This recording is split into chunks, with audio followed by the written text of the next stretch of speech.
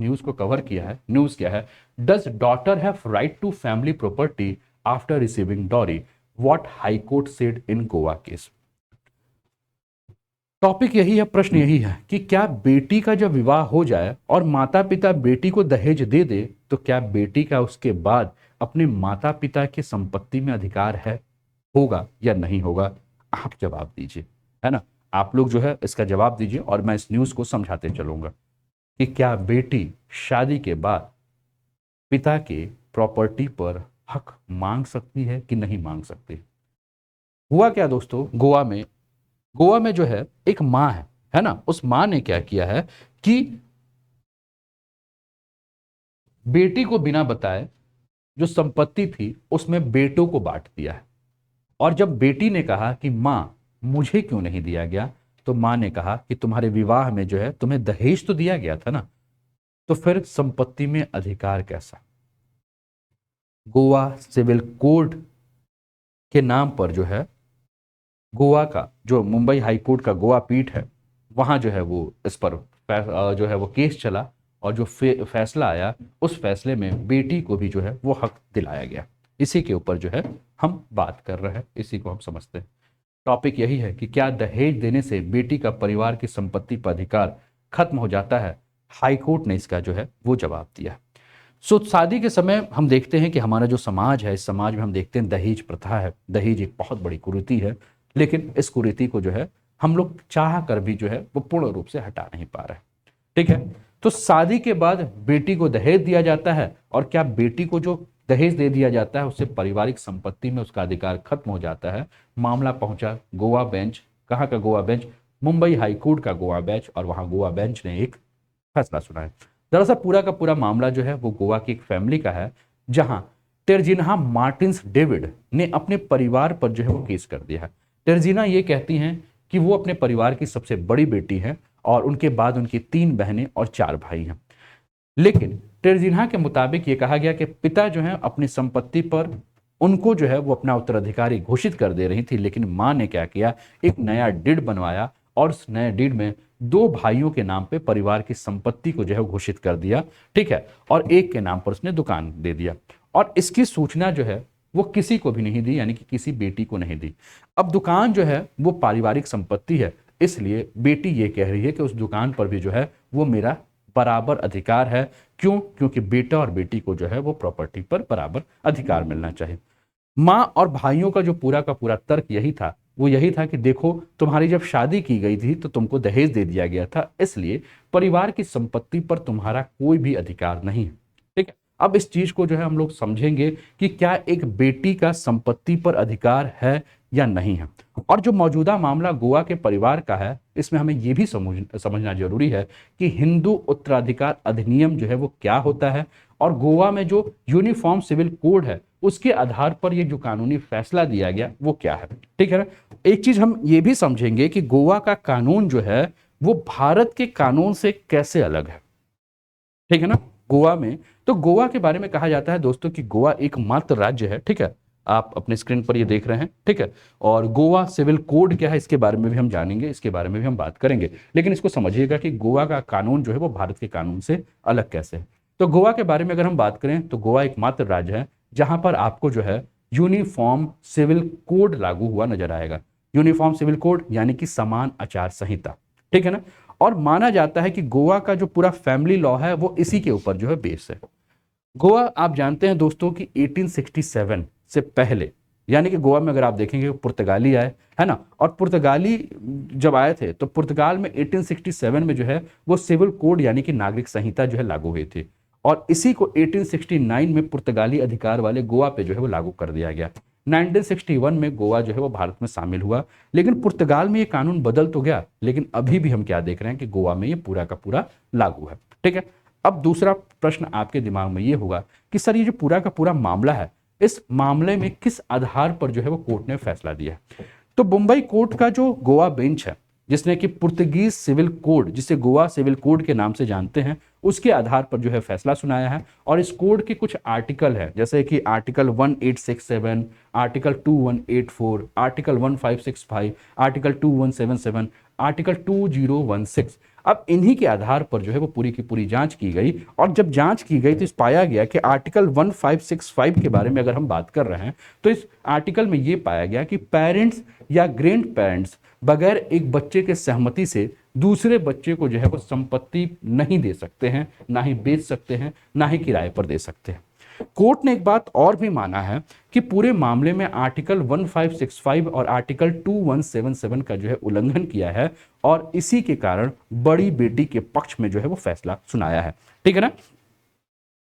ठीक है,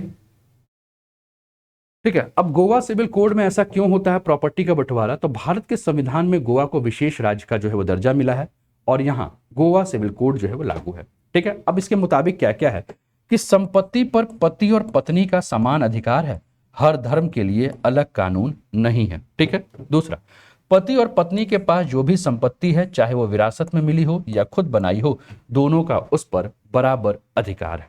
इसके अलावा तलाक के बाद भी पति को जो संपत्ति विरासत में मिली है उसमें पत्नी का हिस्सा आधा होगा। पेरेंट्स को अपने कम से कम आधी संपत्ति का मालिक अपने बच्चों को बनाना होगा, जिसमें बेटियां भी जो हैं वो शामिल हैं। ये पूरा का पूरा चीजें हैं। तो गोवा में लड़कियों को क्या अधिकार मिला है, इसको हम लोगों ने इसके माध्यम से, इस क्रिएटिव के माध्यम से समझा, और हमने देखा कि वहीं जो दूसरे हिस्से में जो हिंदू लड़कियों को जो संपत्ति पे जो अधिकार मिल रहा है उसके ऊपर भी जो है वो हम बात करेंगे। ठीक है, आगे बढ़ते हैं। अब पिता की संपत्ति पर बेटी के अधिकारों के ऊपर बात करें तो ये क्या है? तो कई सारे प्रश्न आपके दिमाग में होंगे कि बेटियों को जो है वो पैतृक संपत्ति पर समान अधिकार कब दिया गया। तो दोस्तों, भारतीय कानून के तहत अगर हम बात करें तो ये बदलाव 2005 में किया गया था।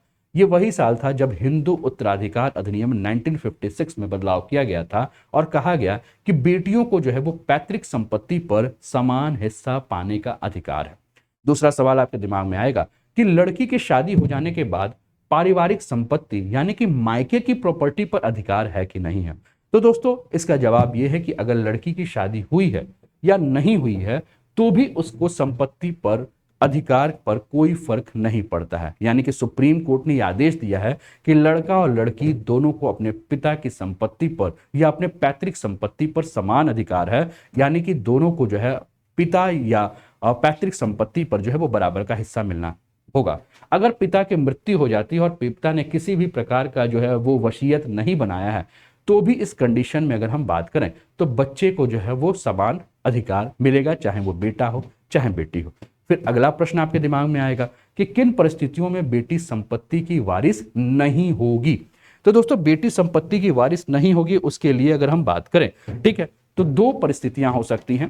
पहला, बेटी का अपने पिता की संपत्ति और पैसों पर अधिकार किस किस कारण नहीं होगा। पहला, जब पिता ने अपनी वसीयत में बेटी को जगह ना दी हो और अपनी पूरी संपत्ति जो है वो बेटे को, बहू को, नाती को, पोते को, दोस्त को, किसी संस्थान को, किसी ट्रस्ट को दे दिया है, तो बेटी का इस पर अधिकार नहीं होगा। दूसरा, जब कोर्ट में इस बात का रिकॉर्ड हो कि बेटी और पिता का जो रिश्ता है वो टूट चुका है, तो भी जो है अधिकार नहीं होगा। तीसरा प्रश्न आपके दिमाग में आएगा कि क्या पिता अपनी बेटी से रिश्ता खत्म कर सकता है। तो दोस्तों, इंडियन लॉ के मुताबिक अगर हम बात करें तो एक पिता कभी भी अपनी बेटी से रिश्ता नहीं तोड़ सकता है, और कई बार ऐसा जरूर होता है कि पिता अपनी बेटी की जिम्मेदारी नहीं लेता है। तो इस स्थिति में भारतीय जो आपका पूरा का पूरा जो कानून है, तो सीआरपीसी की सेक्शन 125 के तहत जो है वो पिता के ऊपर कार्यवाही जो है वो की जा सकती है, ऐसा कहा गया है। ठीक है, इसके अलावा अगर हम बात करें तो ये पुर्तगाली कानून है जिस पर हम चर्चा कर रहे थे, और केंद्र ने 2005 में बेटियों को दिया पैतृक संपत्ति का हक। कानून क्या कहता है, समस्याएं क्या थी, क्या मिला कोर्ट से जवाब, इन सभी के ऊपर हम लोगों ने अभी हम लोग देख रहे हैं। हमने कहा सेक्शन 125 ऑफ सीआरपीसी, यानी कि पिता अगर बेटी को संपत्ति से हटाता है, ठीक है ना, तो क्या होगा कि पिता के ऊपर जो है वो क्या हो सकता है, कानूनी कार्रवाई हो सकती है। फिर एक अगला सवाल, क्या पिता अगर मौखिक तौर पर यह कह दे कि मेरा अपनी बेटी से कोई रिश्ता नहीं है, तो क्या ऐसे में बेटी पिता की संपत्ति का अधिकार के लिए आवेदन कर सकती है, लड़ सकती है? तो दोस्तों, मैंने कहा कि पिता अपनी बेटी से रिश्ता नहीं खत्म कर सकता है, तो फिर रिश्ता खत्म कौन करेगा? तो बेटी कर सकती है। अगर बेटी अपने पिता से रिश्ता खत्म कर देती है, बेटी अपने पिता से रिश्ता तोड़ लेती है, तब बेटी को जो है वो पिता क्या करेगा, आर्थिक सहयोग तो देगा, और बेटी का उसकी संपत्ति पे जो है वो पूरा अधिकार होगा। एक अगला प्रश्न, कि क्या लड़की को दहेज दिया जाना संपत्ति का बंटवारा माना जाएगा, है ना। ठीक है ना, एक प्रश्न और ये भी है। तो दोस्तों अगर हम बात करें तो दहेज जो है वो हमारे यहाँ क्या है, कानूनन अपराध है। लेकिन डाउरी प्रोविजन एक्ट के हिसाब से अगर हम बात करें, ये आपके स्क्रीन पर डाउरी प्रोविजन एक्ट 1961 दिख रहा है, इसके तहत अगर हम बात करें तो माता और पिता अपने बेटी को गिफ्ट में जो है वो मैक्सिमम जो है, जिसको कि वो दहेज के नाम पे, क्योंकि दहेज को लोग क्या कहते हैं, गिफ्ट के नाम से जानते हैं, तो माता और पिता अपनी बेटी को जो मैक्सिमम दहेज दे सकते हैं वो 2 लाख रुपए से ऊपर का नहीं दे सकते हैं। लेकिन आप देखते हैं होता है क्यों, क्योंकि दहेज जो है वो डाउरी प्रोविजन एक्ट के तहत मांगना और देना दोनों जो है वो क्या है, एक अपराध है। अगर लड़की को किसी भी तरीके से दहेज जो दिया जाता है तो उसको संपत्ति का बंटवारा नहीं माना जाएगा। एक अगला प्रश्न आपके दिमाग में होगा कि क्या शादी होने के बाद लड़की का पारिवारिक संपत्ति पर हक खत्म हो जाता है। तो दोस्तों लड़की की शादी हो जाने के बाद अगर हम बात करें तो किसकी बेटी है ये नहीं मैटर करता है, ना ही लड़की की जाति बदलती है, ना ही पिता का नाम बदलता है। तो कानून जो है इसके विस्थापित सिद्धांत के आधार पर अगर हम बात करें तो लड़की शादी हो जाने के बाद भी लीगल राइट और लीगल कैपेसिटी जो है उसके नहीं बदलते हैं, यानी कि लड़की जब भी चाहे तो वो क्या कर सकती है, अपने पिता के संपत्ति पर जो है वो अधिकार कर सकती है, वो उसकी वारिस है, क्योंकि लीगल रूप से वो अपने पिता की ही बेटी कही जाएगी। अगला सवाल फिर से आपके दिमाग में होगा कि अगर माता और पिता का तलाक हो गया है या माता पिता लिव इन रिलेशनशिप में है और वहीं जो है बेटी पैदा हो गई है या बच्चे पैदा हो गए हैं, तो क्या बेटी अगर पैदा हुई है और माता पिता की शादी नहीं है, केवल वो लिव इन रिलेशनशिप में है, तो क्या पिता की संपत्ति पर बेटी का अधिकार होगा। तो ये भी आप जान जाइए कि उस समय भी जो है वो पूरा का पूरा अधिकार जो है वो बेटी का होगा। जब लिव इन रिलेशनशिप में कोई कपल रहता है और वहां कोई बच्चा होता है तो वो अपने पिता की संपत्ति पर जो है उतना ही अधिकार कर मांग सकता है जितना विवाह के बाद पैदा हुआ बच्चा। यानी कि माता पिता के अलग होने पर भी बेटियां जो हैं उनका अधिकार नहीं बदलता है, बशर्ते वो अपने पिता से रिश्ते को खत्म ना की हो। अगला प्रश्न, क्या हिंदू के अलावा किसी अन्य धर्म में भी जो है वो हिंदू पर्सनल लॉ जो है वो फॉलो होता है। तो दोस्तों हिंदू के अलावा अगर हम बात करें तो जैन धर्म, बौद्ध धर्म, सिख धर्म जो है वो तीनों में अगर हम देखें तो हिंदू पर्सनल लॉ को ही फॉलो किया जाता है। फिर आपके दिमाग में होगा तो फिर फॉलो किस में नहीं किया जाता है। तो दोस्तों मुस्लिम, ईसाई, पारसी और यहूदी जो है वो खुद का जो है एक अलग कानून बनाते हैं जिसमें हिंदू पर्सनल लॉ जो है वो लागू नहीं होता है। अब फिर एक प्रश्न आता है कि अगर वो लड़की मुस्लिम है तो वहां क्या होगा। तो दोस्तों अगर हम यहां बात करें तो अगर लड़की मुस्लिम है, मुस्लिम महिलाएं हैं, तो हमें 3 तरीके से पूरे बात को समझना होगा। पहला प्रश्न, अगर कोई मुस्लिम लड़की है तो उसके लिए उसके दिमाग में प्रश्न होगा कि क्या मुस्लिम महिला को प्रॉपर्टी पर अधिकार मिल सकता है, क्योंकि अभी तक जो हम लोगों ने चर्चा किया वो हिंदू धर्म को लेकर बात किया, ठीक है ना। लेकिन अब जो चर्चा मैं कर रहा हूं वो मुस्लिम जो लॉ है उसके हिसाब से। तो दोस्तों मुस्लिम महिला को अधिकार जो है वो 3 हिस्सों में बांटकर मिलेगा। पहला, पति की संपत्ति पर अधिकार। दोस्तों मुस्लिम धर्म में आप जाएंगे तो आपको 2 समुदाय नजर आएंगे मुख्यतः, एक है आपका सुन्नी और दूसरा है सिया। सुन्नी और सिया दोनों मुस्लिम के नियम जो है वो थोड़े अलग अलग हैं। सिया महिला को निकाह के समय पति से जो है वो मेहर की राशि मिलती है और पति की मृत्यु के बाद उन्हें संपत्ति का जो है वो 1/4 हिस्सा मिलता है। और ऐसा तभी संभव होता है जब अपने पति की वो इकलौती पत्नी हो। अगर एक से अधिक पत्नी है तो सभी जो भी पत्नियां हैं उनके बीच में हिस्से को बराबर बराबर में बांट दिया जाता है। वही अगर कोई महिला विधवा हो तो उसको प्रॉपर्टी में पूरा का पूरा अधिकार मिल जाता है तब तक जब तक वो कोई दूसरी शादी नहीं करती है। दूसरा, अभी तो हमने पत्नी का अधिकार देखा, अब बेटी के रूप में अगर कोई मुस्लिम महिला है तो उसका क्या अधिकार होता है। तो बेटी को जो है वो बेटे के तुलना में अगर हम बात करें तो मुस्लिम लॉ जो है वो क्या कहता है कि आधा हिस्सा मिलना चाहिए। जैसे किसी व्यक्ति का एक बेटा और एक बेटी है और संपत्ति को उसने 3 हिस्से हुए हैं तो उसमें 2 हिस्से जो है वो लड़के के नाम पे होंगे और 1 हिस्सा जो है वो लड़की के नाम पे होगा। मुस्लिम बेटी शादी के बाद अगर हम बात करें और फिर तलाक के बाद अगर हम बात करें तो अपने माता और पिता के घर में हक से जो है वो रह सकती है, या उसका कोई बच्चा नहीं है या फिर वो छोटा है। मुस्लिम कानून के मुताबिक अगर तलाकशुदा महिला का बच्चा बालिग है तब उसे अपने माँ के देख रेख की जिम्मेदारी जो है वो लेनी चाहिए। तो अभी तक हमने बात किया पति, पिता, अब आ जाते हैं कि माँ के संपत्ति पर क्या अधिकार है। तो तलाकशुदा या फिर विधवा महिला को अपने बच्चों को देखभाल करने के लिए संपत्ति के 8वें हिस्से का जो है अधिकार दिया जाता है। अगर महिला के कोई भी बच्चा नहीं है तो उसे पति की संपत्ति का जो है वो 1/4 जो है वो हिस्सा मिलेगा। तो हमने देखा मुस्लिम समाज में पिता की संपत्ति पर, माता की संपत्ति पर और पति की संपत्ति पर किस प्रकार से अधिकार होंगे। ये पूरा का पूरा अगर हम बात करें, ठीक है ना, तो ये चीज जो है वो आपने ध्यान से सुना होगा। ठीक है, तो ये सारी चीजें जो थी वो किस पर थी कि दहेज को लेकर, पिता की संपत्ति पर अधिकार को लेकर जो है वो पूरी की पूरी बातें जो है वो आप सभी के समक्ष थी। उम्मीद है कि समझ में आया होगा।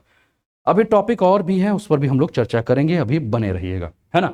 दोस्तों इस समय आप जुड़े हुए हैं अनअकैडमी, जो कि आपका इंडिया का टॉप जो है वो ऑनलाइन चैनल है एजुकेशन के क्षेत्र में। और अगर आप अनूप 10 कोड यूज करते हैं, जो कि मेरा कोड है, तो इसके माध्यम से अनअकैडमी के किसी भी कोर्स पे अगर आप सब्सक्रिप्शन लेते हैं तो आपके फ़ी में जो है वो डिस्काउंट हो सकता है। जैसे अगर आप यूपी पीसीएस में ले रहे हैं तो लगभग 40% का ऑफ होगा, है ना। यूपी पीसीएस आपके लिए अचूक बैच और सीसेट का बैच लेकर चल रहा है। यहाँ आप सब्सक्रिप्शन ले सकते हैं, काफ़ी सारे एडवांटेज हैं, इन एडवांटेज का जो है वो लाभ ले सकते हैं।